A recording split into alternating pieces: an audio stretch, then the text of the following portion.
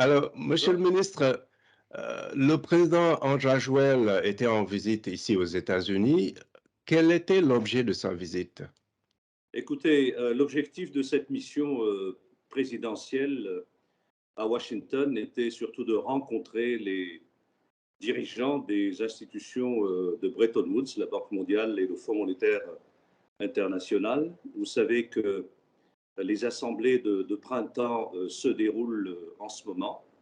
Et donc le président de la République souhaitait contribuer d'abord en partageant la politique que nous menons à Madagascar pour la coopération et le financement d'un plan national de redressement qui rejoint bien sûr le plan d'émergence pour Madagascar, mais aussi de procéder à la signature des accords de financement pour accompagner notre pays sur la voie de l'émergence et de la résilience. Vous savez que nous avons passé une période assez difficile avec 4 cyclones successifs et ça fait beaucoup en termes de dégâts.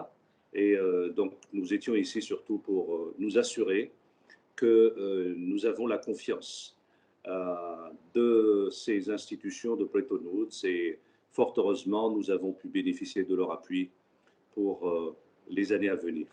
Et quelles sont les promesses qui ont été faites au Écoutez, gouvernement d'abord, malgache en termes de financement, justement?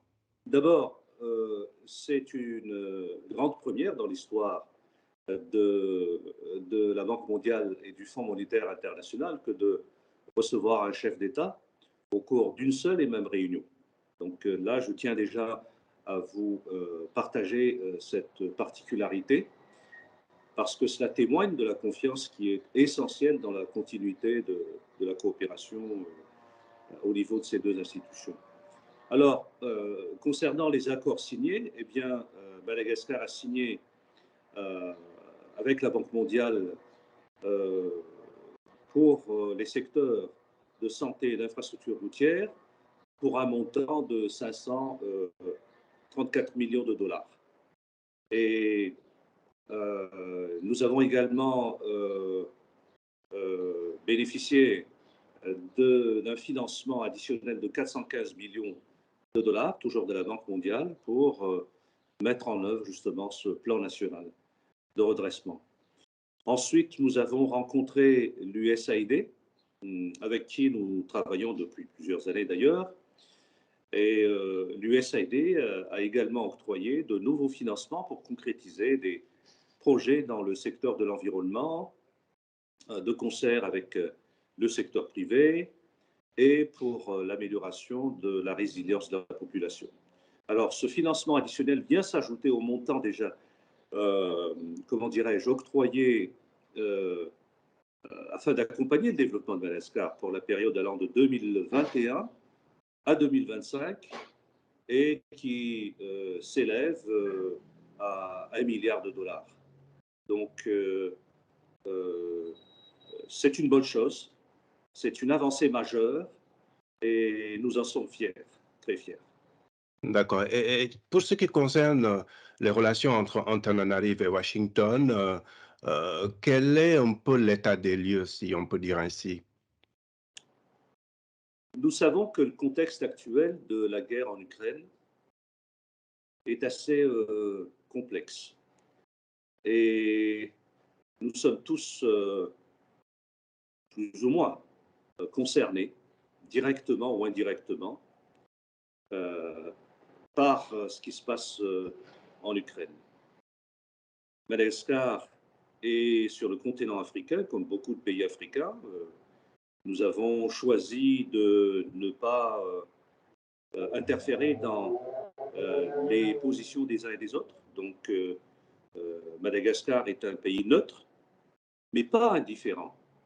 Un pays neutre par rapport aux résolutions jusqu'ici présentées au niveau de l'Organisation des Nations Unies. Il y a eu 3 résolutions. Nous sommes restés avec d'autres pays d'ailleurs sur cette même ligne de neutralité, sans être, et je le répète, indifférent, notamment par rapport aux désastres humains que nous connaissons maintenant.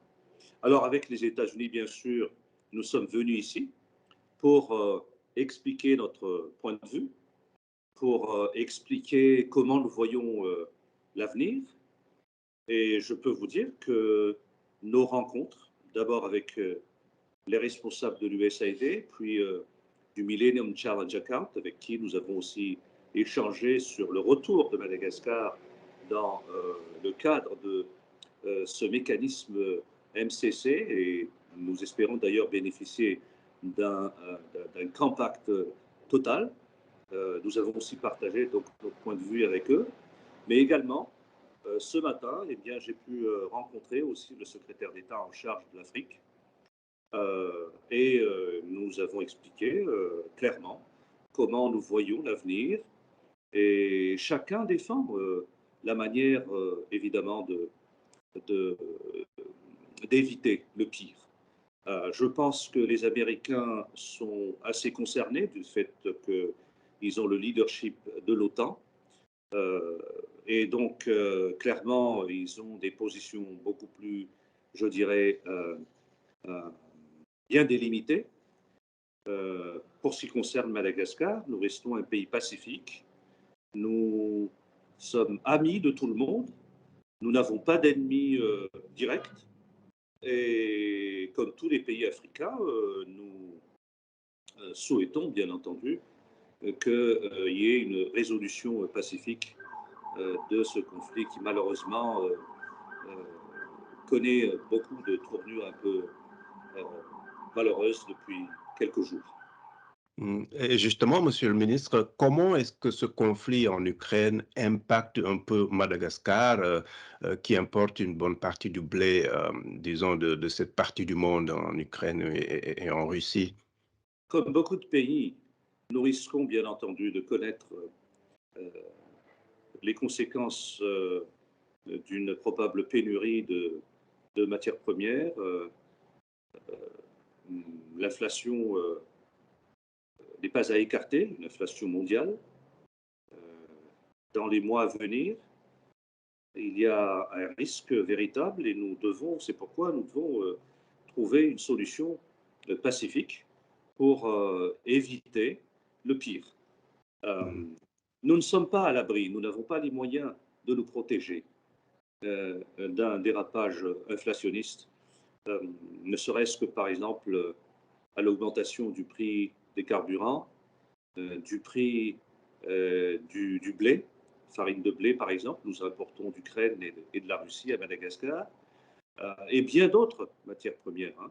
Donc malheureusement, nous allons devoir gérer cette situation avec confiance, mais bien sûr, nous allons bien sûr nous ajuster, d'abord avec l'Union africaine, avec laquelle nous sommes solidaires sur la recherche de la meilleure solution possible face à ce risque économique. Alors, pour parler un peu relations commerciales entre Madagascar et les États-Unis, on sait que depuis 2015, la Chine est devenue disons un peu le premier partenaire commercial de Madagascar.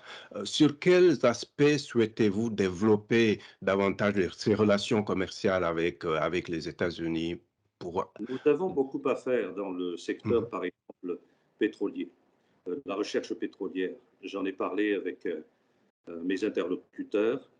Il y a aussi le secteur minier, où il y a des technologies innovantes à appliquer pour améliorer la prospection minière, à appliquer pour... Il y a aussi beaucoup de potentiel à Madagascar, qui est une île continent, je dois le reconnaître, mais une île quand même, et nous devons forcément trouver des terrains d'entente pour que les investisseurs américains, privés, mais aussi l'État américain puissent nous accompagner dans nos projets dans le maritime. Il y a bien d'autres domaines, par exemple dans l'agriculture aussi. Nous devons trouver les meilleurs projets tirés par les investisseurs privés dans le domaine de l'irrigation, dans le domaine de l'énergie aussi. Les barrages hydrauliques pour le moment, doivent être améliorées sur plusieurs fleuves à Madagascar. Mais il y a aussi d'autres potentialités. Par exemple, euh, dans le sud de Madagascar, où le gouvernement malgache a un grand projet euh, d'irrigation et de route. Donc, je dirais qu'il y a vraiment beaucoup de domaines où les États-Unis sont les bienvenus dans notre pays. Vous jugez la situation politique à Madagascar suffisamment stable pour attirer les investisseurs, pas seulement américains, mais les investisseurs de façon globale? La stabilité politique est une notion relative.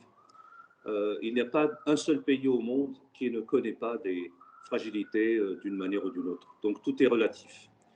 Même les États-Unis, à un certain moment de leur histoire, a connu une invasion du Capitole. C'est vous dire que personne, aucun pays n'est à l'abri de risques politiques, majeurs ou mineurs. Donc nous faisons tout en tout cas pour assurer qu'il y ait une paix sociale et une stabilité politique dans notre pays. D'accord. Pour terminer, Monsieur le ministre, Madagascar, et vous le disiez en début d'entretien, a été frappé récemment par une série de cyclones. Comment est-ce que le pays vit cette situation aujourd'hui? Avec courage, avec détermination et dans un souci, bien sûr, de résoudre les problèmes dans chaque localité. Les cyclones n'ont pas touché toutes les régions de l'île, mais une bonne partie de l'île reste tout de même fragilisée. Par exemple, toute la côte est, euh, le sud-est de Madagascar a été très touché par ces cyclones. Et nous continuons à nous entraider. Et fort heureusement, nous bénéficions aussi de l'appui des partenaires techniques et financiers qui sont nos amis et qui continuent tous les jours à nous accompagner. C'est dur à dire, c'est dur à faire, mais nous allons y arriver parce que nous croyons en la capacité de notre population à nous relever. Nous avons une capacité de résilience qui mérite d'être soulignée. Donc avec courage, nous allons y arriver. Alors, vous pensez que Madagascar est victime du changement climatique et qu'attendez-vous Absolument. des pays occidentaux comme les États-Unis? Bien sûr, nous sommes touchés par le réchauffement de notre belle terre. Nous expérimentons à chaque fois des situations catastrophiques dans notre pays, dans le sud de Madagascar par exemple. La période de sécheresse est de plus en plus longue et nous espérons que les résolutions issues des négociations internationales dans le cadre des négociations du COP, par exemple, prochainement, que nous puissions maintenant bénéficier des nouveaux financements qui ont été annoncés et discutés pour la mise en œuvre donc, des projets dans le cadre justement sur le changement climatique qui touche le monde entier. Et malheureusement, en tant que pays fragile sur le plan climatique et écologique, Madagascar doit aller dans le sens de la négociation pour que nous puissions bénéficier d'appui financier et technique. Vous pensez que les pays riches, qui sont essentiellement les pays pollueurs, Bien doivent sûr, payer? bien sûr. Ils ont la responsabilité, en tout cas, une grande responsabilité sur le réchauffement climatique. C'est maintenant du domaine public que de dire que ce réchauffement est en grande partie dû à une mauvaise maîtrise, disons, des conséquences sur le climat des technologies utilisées dans l'industrie lourde en particulier. Et donc, nous devons continuer à trouver des terrains d'entente pour que nos pays qui ne sont pas des pollueurs puissent avoir l'appui des pays qui polluent pour que nous puissions améliorer nos forêts, bénéficier des fonds de l'environnement et corriger l'erreur du passé.